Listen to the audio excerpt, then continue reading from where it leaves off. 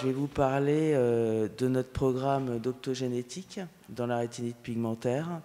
Et c'est l'étude pionnière et vous dire où on en est.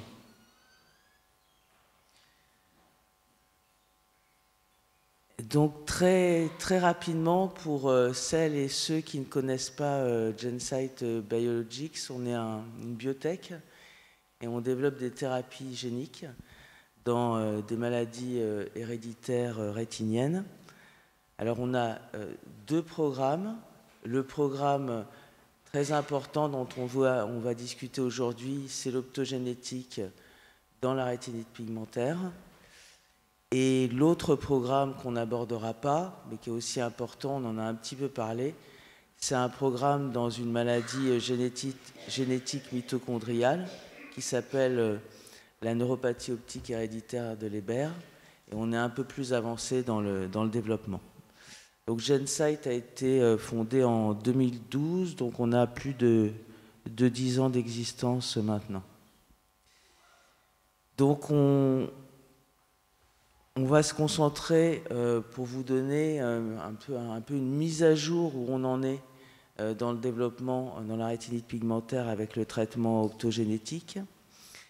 Aussi en termes de perspective, c'est un traitement, l'optogénétique, qui pourrait éventuellement s'appliquer à d'autres maladies que la rétinite pigmentaire et potentiellement à la dégénérescence maculaire liée à l'âge de type sèche. Donc aujourd'hui, on n'a pas commencé de développement dans cette maladie, mais dans le futur, c'est un traitement qui pourrait s'appliquer à cette maladie également. Alors, qu'est-ce que c'est l'optogénétique, et en particulier dans le cadre de la rétinite pigmentaire? Donc, c'est une thérapie qui allie en fait deux traitements, un traitement par thérapie génique et aussi des lunettes de stimulation lumineuse. Donc, il y a la thérapie génique et les lunettes qui projettent une source lumineuse dans l'œil du patient. Ça ne peut pas marcher l'un sans l'autre, donc c'est vraiment une thérapie combinée. Alors c'est quoi le principe? Donc ça a été très bien expliqué au départ comment fonctionnait la vision, et déjà en préambule, cette thérapie s'adresse à des personnes qui ont une rétinite pigmentaire à un stade évolué. C'est-à-dire des personnes qui n'ont plus de photorécepteurs ou quasiment plus de photorécepteurs à cause de la maladie. Pourquoi? Parce que le principe, c'est comme les photorécepteurs ont totalement disparu ou en grande partie disparu, il faut les remplacer par d'autres cellules qui pourraient fonctionner comme des photorécepteurs. Et c'est le principe de l'optogénétique. Donc si on reprend la vision, normalement, l'information visuelle est captée par les photorécepteurs. Ensuite, il y a une cascade via les couches rétiniennes pour analyser l'information.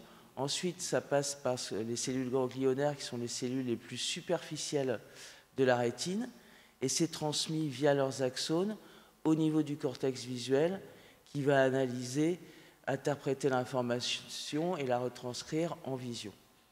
Là, on ne peut plus faire ça puisqu'il n'y a plus de photorécepteurs. Donc l'information visuelle n'est plus captée par ces cellules.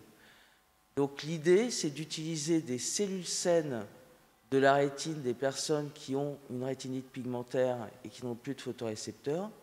Et ces cellules saines qu'on utilise dans le traitement optogénétique qu'on appelle GS30, ce sont les cellules ganglionnaires. Et les cellules ganglionnaires, elles sont saines. Et elles peuvent être utilisées pour prendre la place des photorécepteurs. Alors évidemment, ces cellules, elles ne sont pas programmées pour être des photorécepteurs. Donc il faut, entre guillemets, les programmer pour qu'elles agissent le plus près possible de la fonction des photorécepteurs. Alors, comment on fait ça? On fait ça avec cette thérapie combinée. Donc on a une thérapie génique. Donc c'est classique, c'est une enveloppe virale qui n'est pas nocive et qui contient un gène qui code pour une protéine. La protéine, ça s'appelle Crypson R et c'est une protéine qui est photosensible. Donc la thérapie génique est injectée par voie intravitréenne. Alors là, ce n'est pas de la chirurgie, c'est juste une injection intravitréenne. Donc ce n'est pas du tout invasif, ça se fait en une fois, ça se fait en ambulatoire. C'est vraiment un avantage en termes d'administration du produit. Et donc, une fois que la thérapie génique a été injectée dans l'œil, dans le vitret, le gène va s'exprimer au sein des cellules ganglionnaires, de ces cellules à la superficie de la rétine, et il va permettre l'expression de cette protéine Crypson R. Donc, les cellules ganglionnaires vont exprimer cette protéine. Et cette protéine, elle est photosensible, et elle est sensible à une certaine source lumineuse qui est délivrée par ces lunettes.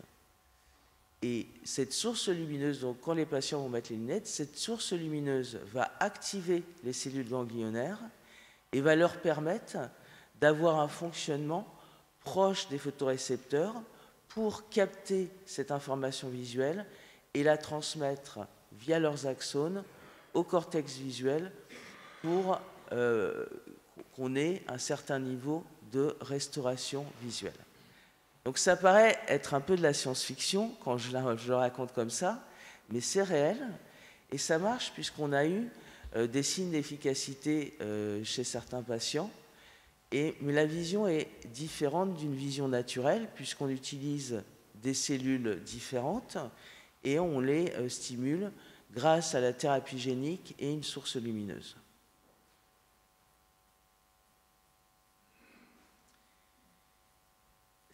Là où je voudrais insister, et on a peut-être insisté précédemment par rapport à d'autres développements, cette thérapie, elle est indépendante de la mutation causale, puisqu'on utilise des cellules de la rétine qui existent chez tous les patients, donc elle ne dépend pas de la mutation causale.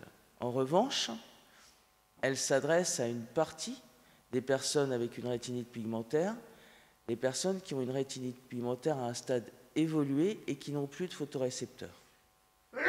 Globalement, ça doit correspondre à 10 à 15% de la population des rétinites pigmentaires, mais ce n'est pas adressé à des formes modérées de rétinite pigmentaire ou des patients qui ont encore leurs photorécepteurs qui peuvent fonctionner. Donc ça, c'est vraiment important pour tout traitement, de savoir à qui c'est adressé et quel est le mécanisme de la thérapie. Ce traitement n'agit pas en lumière ambiante, c'est-à-dire que pour que ces cellules ganglionnaires soient activées et marchent et prennent la fonction des photorécepteurs, il faut les lunettes. Les lunettes sont indispensables. Elles projettent cette source lumineuse qui est très spécifique, avec une longueur d'onde spécifique. C'est une lumière qui est orangée, ambrée, et qui va permettre la stimulation des cellules ganglionnaires qui expriment cette protéine photosensible. Donc quand vous lisez un peu dans la presse ou autre, ou qu'on vous parle d'optogénétique à des congrès ou autres, parfois vous avez des technologies qui ne nécessitent pas de lunettes.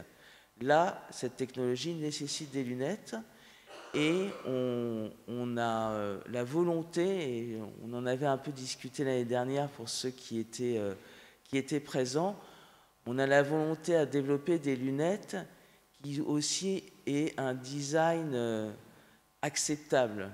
L'idée, c'est pas d'avoir des espèces de prototypes qui sont, on va dire, prototype antisocial, c'est pas du tout l'idée. Et on prend beaucoup de soin à les développer. Donc si on vous en parle, et c'est vrai, les lunettes aujourd'hui, elles sont assez grosses, c'est pas des lunettes que vous portez tous les jours chez vous dans la rue. On travaille sur ces lunettes pour que, in fine, quand on aura fini le développement et que le produit sera commercialisé, on ait des lunettes qui soient acceptables et qu'on puisse porter. Parce que l'aspect esthétique est aussi important. Il faut que ça soit fonctionnel, mais il faut qu'on ait envie d'utiliser le traitement. Donc il y a vraiment beaucoup de travail là-dessus avec l'équipe donc, qui s'occupe de ces lunettes pour les développer au mieux. Donc on est déjà en clinique depuis quelques temps. C'est une étude de phase qu'on appelle de phase 1-2. C'est la première étude chez l'homme. C'est vraiment la phase précoce du développement. Je crois que ça a été très bien décrit par Laure. Le but de cette étude, en premier, c'est la tolérance. C'est s'assurer que ce traitement, il est bien toléré par les patients. C'est le premier objectif pour une première étude dans le développement. Après, il y a d'autres études qui sont des études plus larges d'efficacité, qui sont des études de phase 3, où il y a plus de patients. Alors évidemment, c'est une étude, l'objectif principal, c'est la tolérance, mais on veut voir aussi des signes d'efficacité. Pourquoi? Parce que pour avancer dans le développement et franchir les étapes, il faut qu'on s'assure de la tolérance, mais il faut aussi qu'on ait des signes d'efficacité pour aller dans ce qu'on appelle une phase qui est la phase 3, d'efficacité de développement du produit. Donc c'est l'étude Pionnier. Pionnier, donc c'est classique, c'est une étude précoce, donc on a 3 doses. La dose la plus basse, comme l'étude décrite par Laure précédemment, la dose la plus basse, la dose intermédiaire, la dose la plus haute, et par cohorte de patients, donc par dose, on a 3 patients. Ça, c'est clos, c'est-à-dire qu'on a déjà les analyses de 3 patients dans la dose la plus basse, 3 dans la dose intermédiaire, 3 dans la dose la plus haute. À chaque fois, quand vous augmentez la dose, il y a un comité indépendant qui regarde la tolérance et qui estime si on peut augmenter la dose. C'est important pour la tolérance des patients et pour s'assurer que le produit il est vraiment bien toléré. Le produit, aujourd'hui, il est très bien toléré. On a, même à la dose la plus élevée, il est très bien toléré dans les 3 cohortes. Et il est tellement bien toléré que là, on est dans ce qu'on appelle la cohorte d'extension. Donc après ces 3 cohortes, il y a un patient qui a déjà été injecté dans cette cohorte d'extension et le comité indépendant nous a demandé pour la cohorte d'extension d'utiliser la dose la plus haute. Pourquoi la dose la plus forte? Parce qu'elle est bien tolérée et parce que c'est le moyen d'avoir la plus forte probabilité d'efficacité pour les patients. Donc on est pour la cohorte d'extension qui est en recrutement aujourd'hui avec la dose la plus haute. Dans cette étude, c'est l'œil le plus malade qui est injecté avec l'acuité visuelle la plus basse. Alors on parlait de savoir si on peut être inclus dans l'étude ou autre. Il y a un site, alors c'est en anglais, donc il faut sûrement se faire aider ou autre, mais dans clinicaltrials.gov, qui est un site international, vous avez toutes les études cliniques répertoriées.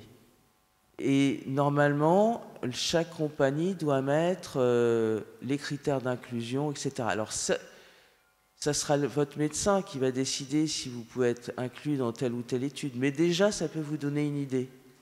Si par rapport à votre statut, à votre santé, vous pensez que vous pourriez un peu correspondre. Donc dans cette étude Pionnier, les personnes qui peuvent être incluses, ce sont donc des personnes avec des rétinites pigmentaires à un stade avancé. Quand je dis stade avancé, on a des critères d'acuité visuelle. Donc l'acuité visuelle, c'est compte les doigts, voit bouger la main ou perception lumineuse, ou pas de perception lumineuse, mais ce n'est pas au-delà par rapport aux critères d'inclusion. Et également, la durée, donc c'est l'œil le plus affecté avec l'acuité visuelle la plus basse qui est traitée. La durée de l'étude, elle est de 5 ans. Elle est de 5 ans tout simplement parce que maintenant, dans tout ce qui est thérapie génique, à juste titre, les autorités veulent des durées assez longues d'études pour s'assurer qu'à moyen et long terme, le produit est vraiment bien toléré.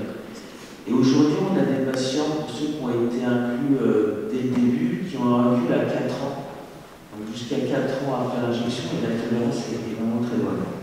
On a 3 centres qui participent. Donc on a les 15-20 avec comme les investigateurs principaux 15-20, c'est le docteur Odo et le docteur Boulanger. Et on a un centre aussi à Londres. On a un centre aux États-Unis à Pittsburgh.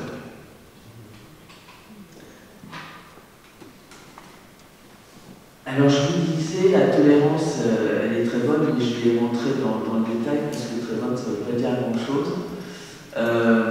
Donc avec la thérapie génique, il y a un effet secondaire qui est assez commun à toutes les thérapies géniques, c'est l'inflammation intra-oculaire.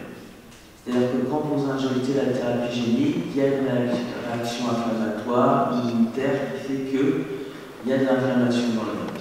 Après, c'est voir le niveau d'inflammation. Avec la thérapie génique GS30, on a une inflammation intraoculaire. Donc là, on a 7 sur 10 patients qui ont eu une inflammation intraoculaire. Mais ce qui est important de souligner, c'est que cette inflammation intraoculaire, elle est modérée ou légère. Toutes les inflammations qui ont été identifiées. Et surtout, elle est contrôlée et elle est traitée avec des gouttes de corticoïdes qui permettent de résoudre cette inflammation intraoculaire. Et pour toutes les inflammations intraoculaires qui ont été suivies dans cette étude, elles ont été résolutives sans aucune séquelle. Donc c'est important, quand pour la thérapie génique en règle générale, il y a de l'inflammation intraoculaire, mais c'est regarder aussi le niveau d'inflammation, si c'est contrôlé et si c'est résolutif et sans conséquence pour les patients. Et c'est le cas, et parce que la tolérance est bonne, notre comité indépendant nous a recommandé d'utiliser la dose la plus haute. Et je pense qu'ils ont eu raison, et évidemment, aujourd'hui, on a 10 patients, donc ça reste un nombre limité, donc il faut qu'on ait d'autres données, mais récemment, c'était en février dernier, on a présenté les résultats donc des 9 patients des 3 cohortes, puisque les patients avec la dose la plus élevée, qui étaient ceux qui avaient été inclus les plus tard, avaient atteint les 1 an après traitement. Donc les 9 patients avec au moins 1 an après traitement, on a partagé ces résultats. Et on a des signes d'efficacité chez certains patients. Pas chez tous les patients, mais chez certains patients. On a des patients, juste pour vous donner une idée de la progression, donc qui ont été injectés alors qu'ils avaient une vision, donc dans leur œil le plus faible, perception lumineuse. Et maintenant, avec cette thérapie combinée, pour cet œil injecté, ils sont capables de localiser sur une table des objets, de les compter. Alors il y a beaucoup d'entraînement avec ce traitement. Pourquoi? Parce que c'est une nouvelle façon de voir. C'est en fait les lunettes et la thérapie combinée permettent de voir les contours des objets. Donc c'est une ligne qui marque en fait le contraste et c'est par reconnaissance des contours que la personne peut améliorer sa vision. Il faut aussi s'assurer que la personne fixe bien dans la source lumineuse. Et vous savez que ce n'est pas forcément évident quand vous avez une rétinite pigmentaire depuis longtemps, que vous ne voyez pas bien, de fixer. Donc il y a toute une rééducation pour fixer dans la source lumineuse et s'entraîner avec les lunettes. Donc il y a quand même de l'entraînement à avoir, mais on a des résultats qui sont très encourageants, et ils sont d'autant plus encourageants parce qu'ils sont meilleurs dans la dose la plus élevée.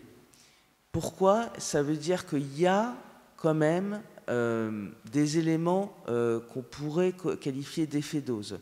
C'est-à-dire aux doses basses et intermédiaires, les résultats sont moins bons qu'à la dose la plus élevée.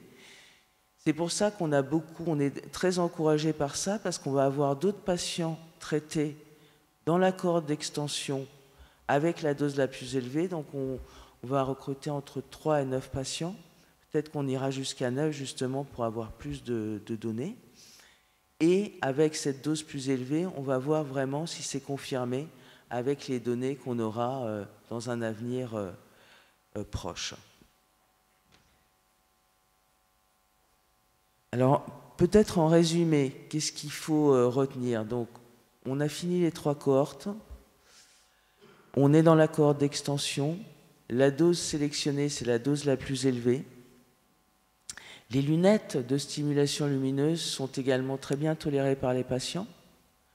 On a comme effet secondaire une inflammation intraoculaire, mais aujourd'hui, on sait qu'elle est modérée et qu'elle peut être traitée avec des gouttes de corticoïdes et qu'elle disparaît.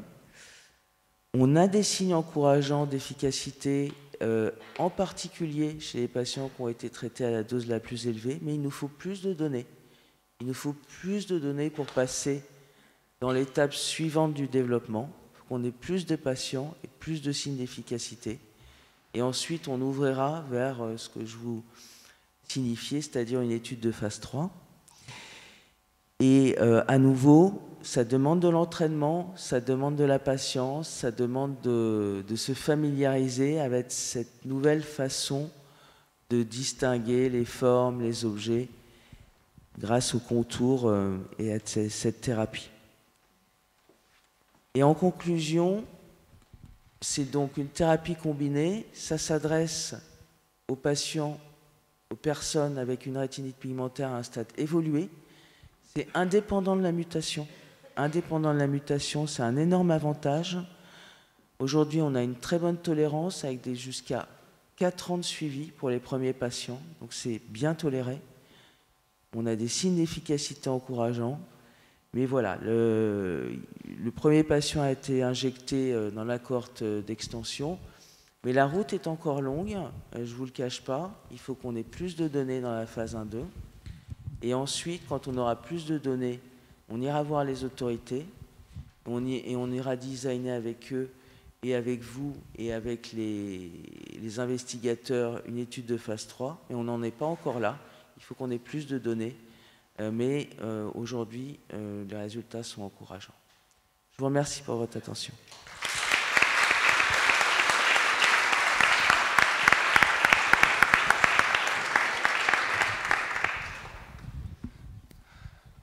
Bon, ça fait plaisir de se retrouver tous les ans. Est-ce que vous avez des retours d'expérience sur des améliorations motrices? Parce que j'entends que vos tests sont plutôt sur du statique. Est-ce que vous avez déjà réalisé ou est-ce que vous espérez pouvoir aller aussi sur du moteur? Oui, c'est une excellente question. Oui, on veut aller sur du moteur. D'ailleurs, en parallèle, on a travaillé avec Streetlab, l'Institut de la Vision, sur une étude observationnelle qui s'appelle PROMA, qui a d'ailleurs été présentée récemment à un congrès, pour avoir ce qu'on appelle en français un labyrinthe ou un mobility course, ou je ne sais pas comment on l'appelle en français, qui est en fait un espèce de petit chemin que vous suivez avec une ligne au sol avec différents contrastes. Ça a été designé en étroite collaboration avec Streetlab pour justement définir pour la phase 3 d'efficacité un critère d'évaluation principal qui sera la mobilité. Et là, on est en train d'analyser les résultats, on voudrait déjà publier les choses. Et donc, dans cette étude observationnelle, on a des patients avec une vision très très basse, on est allé jusqu'à 2/10. Et on a un test de mobilité qui est vraiment adapté à des patients qui ont une vision très limitée. Donc, quand vous designez en fait ce type de mobility course, ça doit vraiment être adapté à la population que vous étudiez. C'est ce qu'on est en train de faire. Et ce test de mobilité sera mis évidemment comme critère principal dans notre future étude d'efficacité. D'autres questions?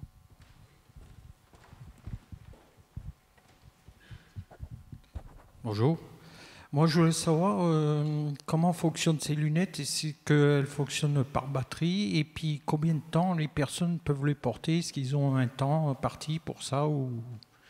Voilà, quoi. Oui, c'est une excellente question. Effectivement, il y a un temps maximum pour les porter. Et il y a une batterie extérieure. Alors, juste par rapport à la batterie et au design des lunettes, je pense que c'est quelque chose qu'on peut améliorer. Bon, aujourd'hui, de toute façon, il y aura une batterie extérieure. Ça, ça sera obligatoire. Le design en lui-même pourrait être amélioré. Et il y a un temps de port maximum, tout simplement par rapport à des limites de tolérance de la stimulation lumineuse. C'est-à-dire que vous ne pouvez pas les porter 24 heures sur 24. Après, chaque personne en fera sa propre utilisation.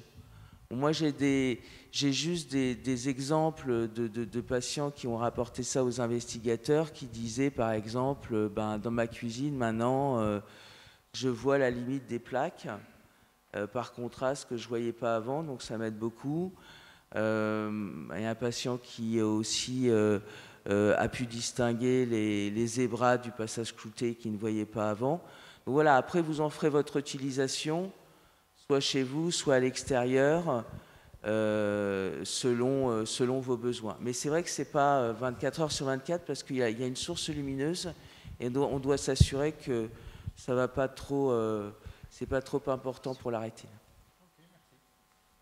Alors, deux petites questions, s'il vous plaît. D'abord, est-ce que vous pourriez nous rappeler d'où est extraite en fait la protéine photosensible? Et deuxième question, l'année dernière, vous nous aviez dit qu'il y avait un temps de rééducation au niveau du cerveau qui ne capte plus rien depuis pas mal de temps pour finalement réapprendre à voir.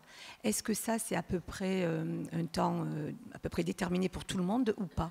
Et en l'occurrence, à peu près combien de temps pour que le cerveau se remette un petit peu à retravailler? Enfin, je parle de la partie qui capte la vision, bien sûr.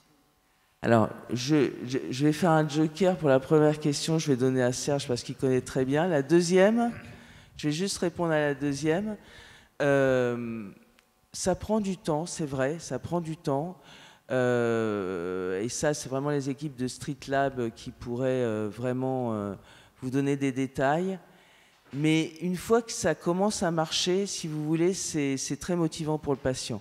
Au départ, c'est surtout la fixation. C'est-à-dire que si on ne fixe pas dans la lumière, ça ne pourra jamais marcher. Donc au départ, je pense qu'il y a un challenge par rapport à la fixation dans la lumière. Mais après, quand la personne commence à pouvoir distinguer des contours, il y a un effet très motivant qui fait que le training est moins contraignant qu'au départ, en fait. Je crois qu'il y a eu une difficulté aussi, comme c'était la période du Covid, ça a rendu beaucoup difficile les études. Et donc, c'est un peu difficile, je pense, pour Magali de définir une fenêtre de rééducation qui soit vraiment très bien définie. Après, pour la question sur les opsines, c'est-à-dire les protéines d'algues, on ne va pas vous demander d'aller à la mer trop régulièrement, hein. C'est pas la question, hein. C'est juste qu'en fait, on prend le code génétique d'une protéine d'algue, et ce qui est assez fou, c'est ça le côté un peu science-fiction de cette approche, c'est que ce code génétique de cette protéine d'algue, on va faire en sorte qu'il rentre dans votre cellule, et que finalement, la cellule, elle se mette à exprimer en fait cette protéine d'algue. Et en fait, pour nous, au départ, on était très inquiets parce qu'on allait avoir une cellule qui allait être décorée comme une algue dans vos yeux. Et on se posait la question, est-ce que finalement le système qui est là pour faire un peu la police, est-ce qu'il n'allait pas reconnaître cette cellule décorée comme une algue, comme une cellule étrangère? Et la bonne nouvelle, c'est que non, tout se passe bien. Et que donc une fois qu'on vous a injecté ce code génétique, vous le gardez dans vos cellules. Ça a été montré que ça peut durer pendant plus de 10 ans, donc a priori c'est très stable, et du coup c'est produit naturellement par la cellule à la surface de votre cellule, et du coup c'est actif naturellement. Non, il n'y a pas ni d'odeur d'algues, ni... Personne ne sentira la crevette, ne vous inquiétez pas, non. Oui, ça sera très rapide. Quand vous parlez d'essais à venir, là, Bon, vous savez que dans cette maladie, on est tous très impatients. Pour vous, l'échelle de temps, c'est quoi? C'est des dizaines d'années, c'est des années, c'est des centaines d'années? Enfin, je dis ça n'importe quoi, mais... Non, mais je veux dire, non, parce que ça fait tellement longtemps qu'on entend... Non, mais c'est vrai, on est tous impatients, quoi. Donc, c'est quoi une échelle de temps pour vous, quoi? C'est une excellente question. Aujourd'hui, il faut qu'on ait vraiment plus de données pour aller en phase d'efficacité, parce que de toute façon, il faut que ça soit validé par les autorités, et il faut que vraiment on ait des signes d'efficacité pour continuer le développement, et plus qu'aujourd'hui. Donc, l'évaluation vraiment raisonnable du début d'une phase d'efficacité, en étant vraiment raisonnable, c'est 2025.